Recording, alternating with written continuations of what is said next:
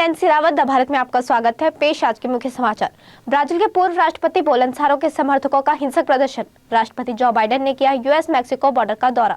चीन में zero Covid policy को लेकर सोशल मीडिया पर भी सख्ती। अल्मोड़ा सूर्य मंदिर कटारमल में लगे मेले में उमड़ा आस्था का सैलाब। गुवाहाटी में खेला जाएगा भारत श्रीलंका का पहला वनडे मैच। अब खबर विस्तार से। ब्राजील इन दिनों में बेहद उत्पाद मचा हुआ है। पूर्व राष्ट्रपति जायर बोल्सोनारो के समर्थक ब्राजीलिया में नए राष्ट्रपति लुइस इनासियो लुला डी सिल्वा की शपथ लेने के खिलाफ सड़कों पर उतरकर हिंसक प्रदर्शन कर रहे हैं। दूसरी तरफ दुनिया में कोरोना केस के बढ़ते आंकड़ों के बीच भारत से अच्छी खबर है। देश में 220.14 करोड़ वैक्सीन की डोज लगाई जा चुकी है। इनमें 95.14 करोड़ लोग दूसरी डोज ले चुके हैं, जबकि 22.43 लोगों की प्रिकॉशन डोज लगाई गई है। कोरोना वैक्सीन तैयार होने के बाद भारत सरकार ने देशव्यापी टीकाकरण अभियान शुरू कर दिया था, जो अभी भी जारी है। बीते 24 घंटे में कोरोना के मामलों की बात करें तो 170 नए केस रिकॉर्ड हुए हैं। रोजाना की पॉजिटिविटी रेट 0.20% है, जबकि साप्ताहिक पॉजिटिविटी रेट 0.11% है। कोरोना शुरू होने के बाद से अब तक देश में 91.21 करोड़ टेस्ट किए जा चुके हैं। कर्नाटक में बैलगाड़ी से कुचलकर एक 42 वर्षीय शख्स की मौत हो गई। हादसे में एक लड़का भी घायल हुआ,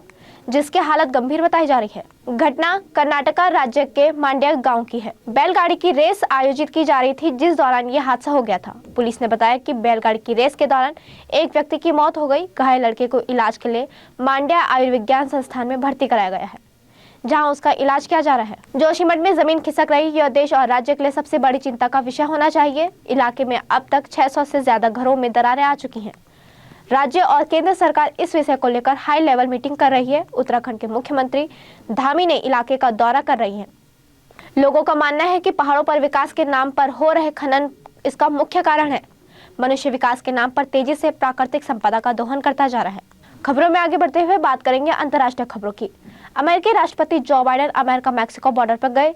उन्होंने अवैध अप्रवास और तस्करी पर बहस के केंद्र में Texas entry point El Paso का दौरा किया। मैक्सिको और कनाडा के नेताओं के साथ एक क्षेत्रीय शिखर सम्मेलन के लिए मैक्सिको सिटी जाने से पहले वे bridge of the America crossing पर कस्टम और इमिग्रेशन अधिकारियों से भी मिले। राष्ट्रपति बाइडेन ने गुरुवार को इस बात की घोषणा की थी कि वे संडे को मैक्सिको के साउथ बॉर्डर पर एल मासो टेक्सास का दौरा करेंगे।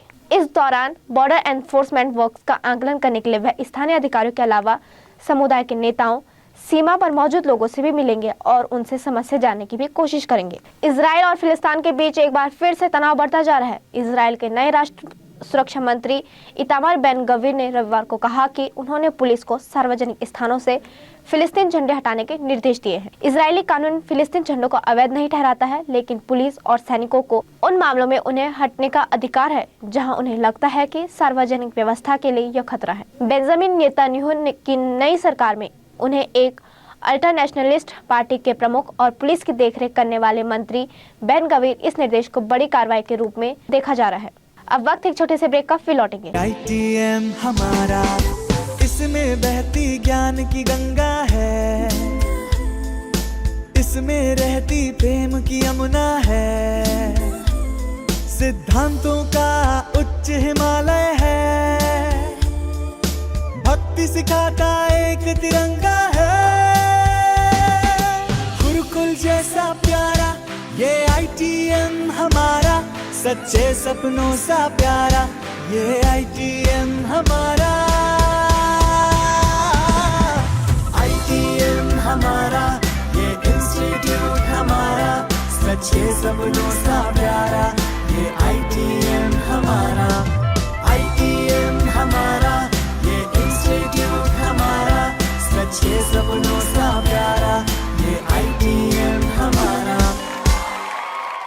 ब्रेक के बाद एक बार फिर से खबरों में आपका स्वागत है। चीनी सोशल मीडिया प्लेटफॉर्म वीबो ने अपने यूजर्स पर बड़ी कैंप चलाई। कंपनी ने शी जिनपिंग की जीरो कोविड पॉलिसी की आलोचना करते हुए 1000 से अधिक यूजर्स के अकाउंट पर बैन लगा दिया है। रिपोर्ट के मुताबिक वीबो ने लगभग 1120 यूजर्स के अकाउंट या तो स्थायी रूप से या फिर अस्थायी रूप से देश के स्वास्थ्य विशेषज्ञों के खिलाफ व्यक्तिगत हमलों और संघर्ष भड़काने की वजह से प्रतिबंध किया है। आधे अरब एक्टिव यूजर्स होने का दावा करने वाली वीबो कंपनी ने कहा कि उसने यह कार्रवाई पॉलिसी के उल्लंघन की वजह से की है। इसके तहत 12,854 शिकायतें मिली थी। ये सभी विशेषज्ञों, विद्वानों और चिकित्सा कर्मियों की आलोचना के मामले थे। इधर रूस के राष्ट्रपति व्लादिमीर पुतिन ने गुरुवार को ऑर्थोडॉक्स क्रिसमस के मौके पर सीज फायर का ऐलान किया था।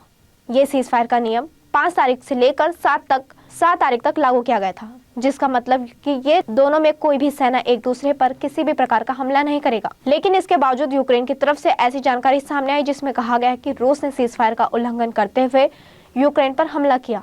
8 जनवरी को रूसी रक्षा मंत्रालय ने बयान जारी करते हुए कहा कि यूक्रेनी सेना ने सीज फायर का उल्लंघन करते हुए सैकड़ों हमले किए हैं। उन्होंने कहा कि यूक्रेनी सेना ने 6 से 7 जनवरी को एक तरफा सीज फायर के दौरान तोपों से सैकड़ों हमले किए थे। इधर उत्तराखंड में जोशीमठ में आपदा राहत कार्यों को त्वरित गति देने और पीड़ितों को राहत पहुंचाने के लिए मंडल आयुक्त सुशील कुमार ने 10 अधिकारियों को जोशीमठ में तैनात किया है। एक दिन पहले मुख्यमंत्री धामी ने जोशीमठ आपदा को देखते हुए शासन और स्थानीय प्रशासन के स्तर पर उच्च स्तरीय समितियां गठित करने के निर्देश दिए थे। इसके साथ ही सचिव मुख्यमंत्री आर मीनाक्षी सुंदरम और आयुक्त गढ़वाल मंडल सुशील कुमार को जोशीमठ में कैंप करने के निर्देश दिए थे। इधर धार्मिक मान्यता और परंपरा के अनुसार पौष माह के अंतिम दिन रविवार को जिला के प्रसिद्ध सूर्य मंदिर कोसी कटारमल में सूर्य पर्व पर मेला लगा, जिसमें आस्था का सैलाब उमड़ा। दूर दराज से आए भक्त मेले में शामिल होने पहुंचे। मंदिर में यज्ञ हुआ जिसमें बड़ी संख्या में लोगों ने आहुति दी। उन्होंने विधि विधान से पूजा अर्चना कर सूर्य भगवान से सुख समृद्धि का आशीर्वाद मांगा। सूर्य पर्व पर सूर्य मंदिर कटारमल में लगे मेले में अल्मोड़ा नगर, खूट, कोसी, महत गाँव, भिकियासैंण सहित जिले के विभिन्न हिस्सों के लोग बड़ी संख्या में पहुंचे। इस दौरान मंदिरों में भक्तों की खासी भीड़ रही।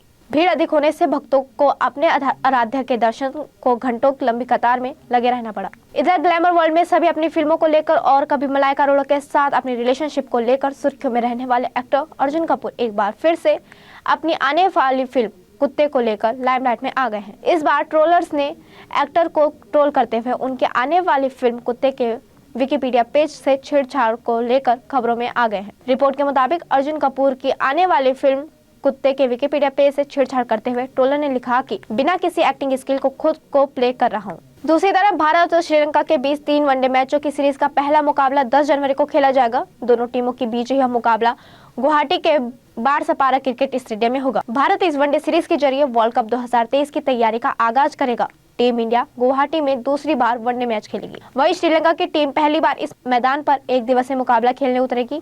मेहमान टीम के विरुद्ध भारत हौसले बुलंद है। हाल ही में दोनों देशों के बीच हुई संपन्न T20 सीरीज ने भारत श्रीलंका को 2-1 से हराया था। इसी के साथ आज के समाचार समाप्त हुए। धन्यवाद।